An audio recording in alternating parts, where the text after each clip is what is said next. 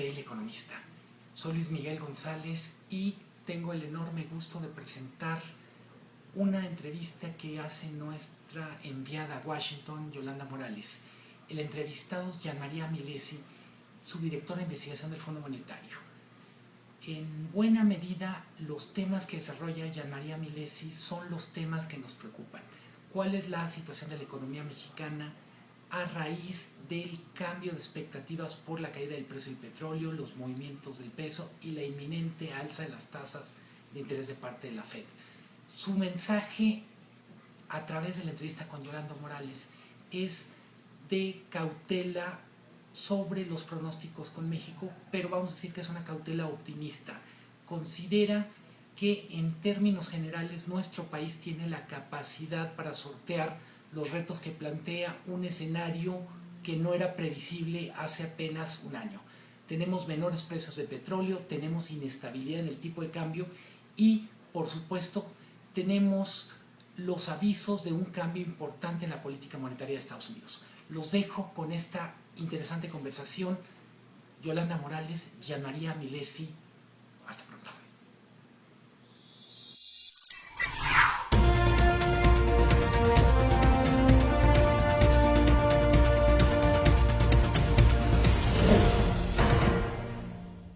Buenos días, doctor Milesi. Estamos en una entrevista para el programa especial del Economista Voces en Directo.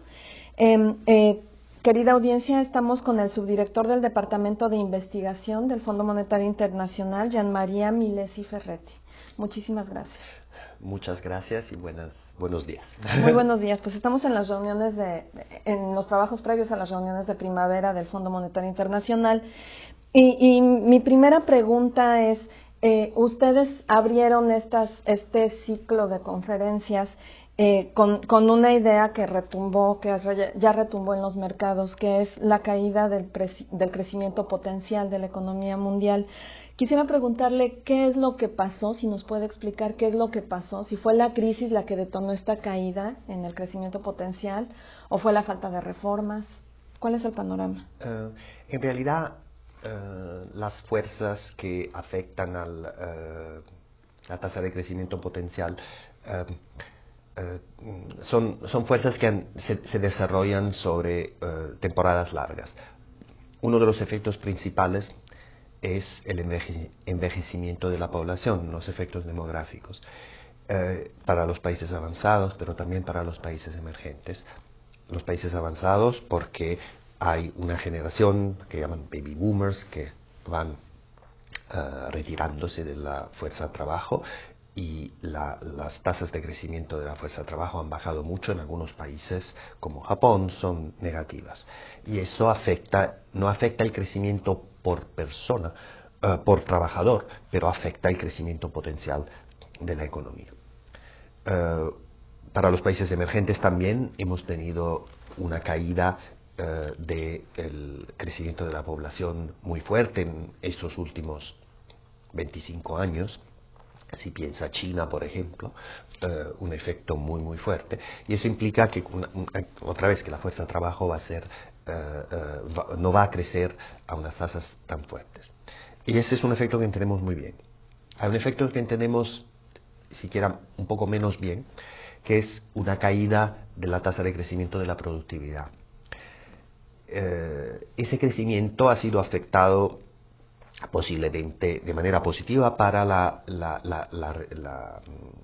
revolución de la tecnología con la que llaman ICT de los años 90 y 2000, con una subida de la productividad muy fuerte también en el sector de servicios. Pero con los datos que tenemos ahora hemos visto que desde el 2005, 2004, 2005 en los países avanzados la tasa de crecimiento de la productividad ha empezado a bajar. Y eso es muy difícil de decir que eso es un efecto de la crisis. Posiblemente que esa revolución tecnológica ha tenido un efecto muy fuerte sobre el nivel de la productividad, que se ha manifestado en unos años con un crecimiento muy alto de la productividad, pero a algún momento esos efectos se van moderando. El efecto de la crisis es fuerte sobre la inversión, sobre el capital. la crisis ha llevado a una caída de la inversión en capital físico y, por supuesto, con menos capital instalado, el crecimiento potencial va a ser afectado de manera negativa. Es decir, que de todas formas, sin la crisis hubiéramos caído en esta situación del crecimiento potencial. Sí, algunos de los efectos son efectos los efectos demográficos no están relacionados con la crisis. Los efectos sobre la productividad es muy difícil decir, pero claramente había unas tendencias en los países avanzados que habían empezado justo antes que se manifestara la crisis. Pero la crisis claramente no ha ayudado y creo que el efecto sobre la inversión en capital físico ha sido muy importante. Doctor, ¿qué tanto ha tenido que ver esta caída en la inversión del capital físico con las políticas expansivas de las economías avanzadas? Yo diría que es un poco al revés. Cómo hemos tenido una caída tan brutal de la demanda en los países avanzados, una caída de la inversión, una caída de la demanda de consumo por los efectos de la crisis, las políticas monetarias se han vuelto muy expansivas para intentar de contrastar esa tendencia negativa. Pero en ese sentido, las políticas expansivas han ayudado a contener los costes de la crisis, pero los efectos han sido desafortunadamente bastante importantes. Okay. Doctor, en este contexto del impacto en el crecimiento potencial de las economías globales, ¿cómo se ve México? Porque me parece que México perdió su crecimiento potencial desde antes. Bueno, nuestros pronósticos para México en realidad son que el crecimiento potencial va a subir con los efectos de las reformas estructurales. Okay. Y como siempre hemos dicho, para el caso de México, pensamos que esos efectos se van a manifestar más en el mediano plazo que en el corto plazo. Y por eso tenemos una subida de nuestros pronósticos de crecimiento para México en los años que vienen. ¿De cuánto es? ¿Nos puede decir? Bueno, tenemos un pronóstico de crecimiento para ese año de 3% y es un crecimiento que va subiendo gradualmente hasta un crecimiento entre 3,5 y 4, creo que es 3,8. Así que un efecto importante de las reformas estructurales sobre el crecimiento potencial. Y la economía se ha desempeñado, considerado que han tenido una crisis muy fuerte en Estados Unidos, que es su país, partner comercial de gran importancia. La economía mexicana en general se ha desempeñado bastante bien.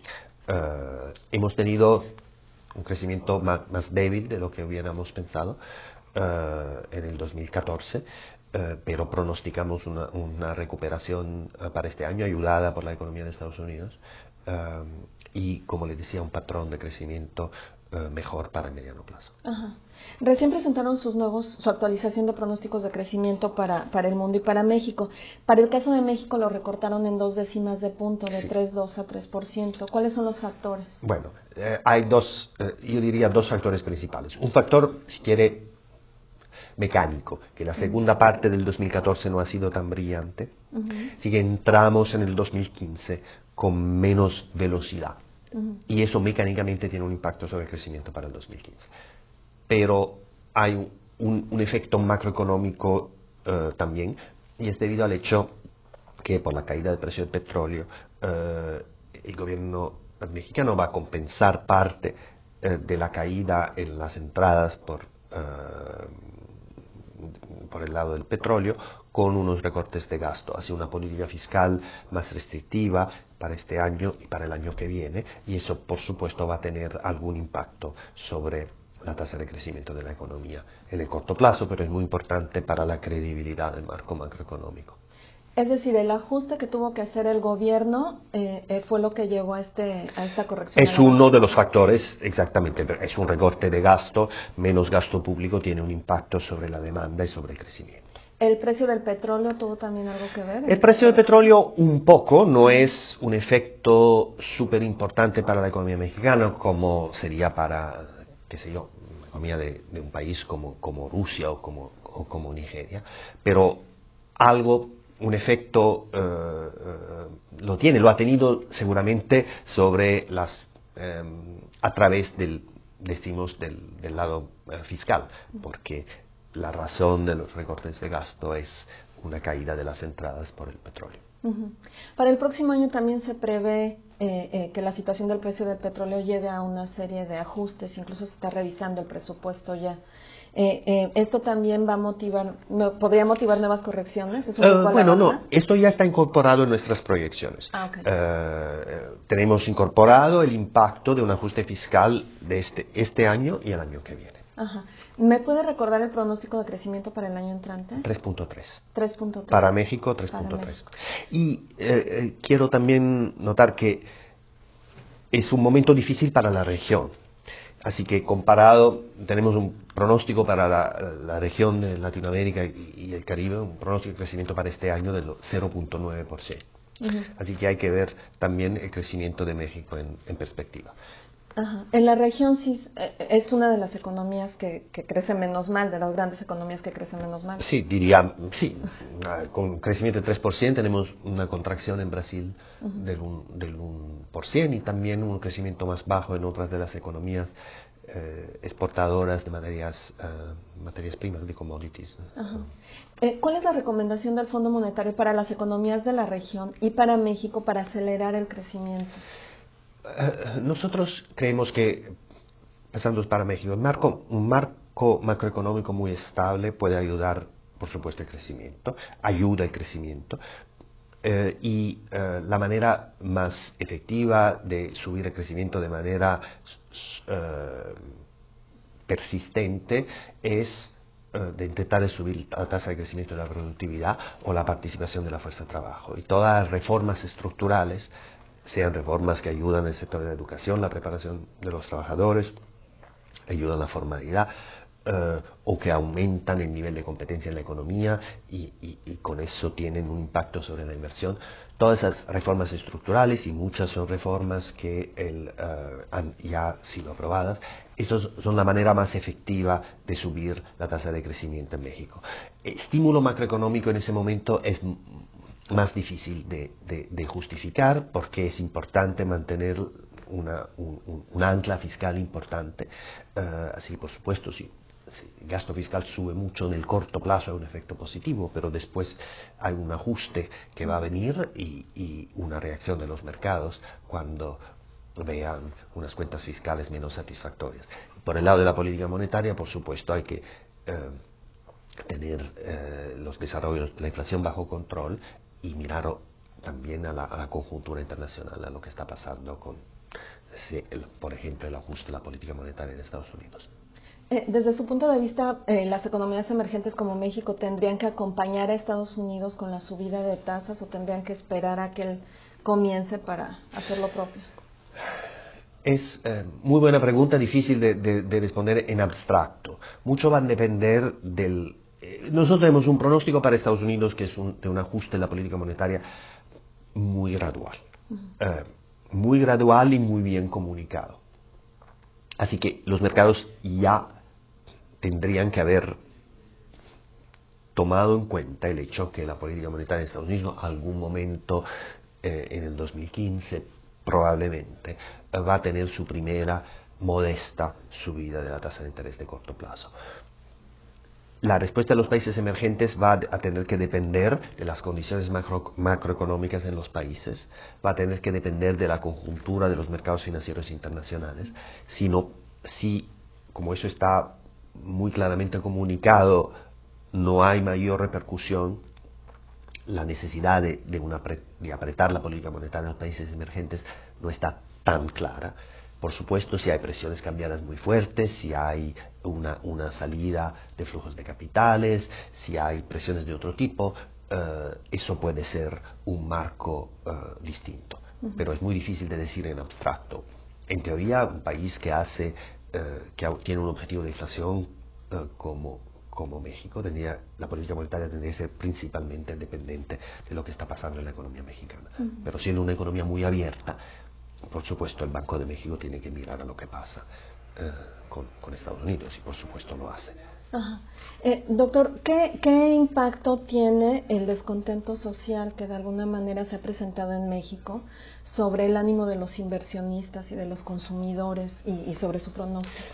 Es muy difícil de tener una cuantificación exacta de esos efectos. Yo creo, en general, México ha tenido, teniendo a través de un marco macroeconómico muy estable, política monetaria, mucha credibilidad, tiene una inversión extranjera de cartera, por ejemplo, que se ha mantenido a niveles muy altos, muy satisfactorios, una gran participación amplia en los mercados locales, en los mercados financieros locales.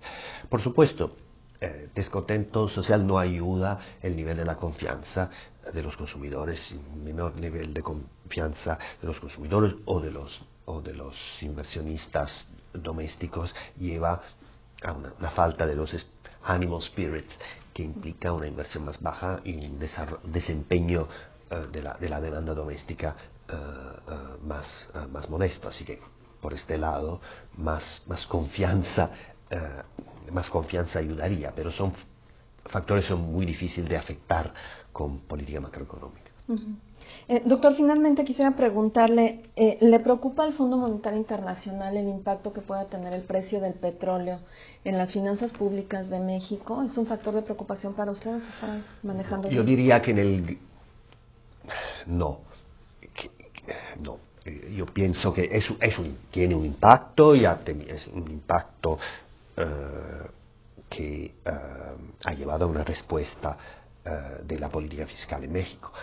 Pero estamos comparando, si comparamos, decimos, la magnitud del impacto con la magnitud del impacto en otros países que se encuentran en una situación inicial también mucho más difícil de la situación de México.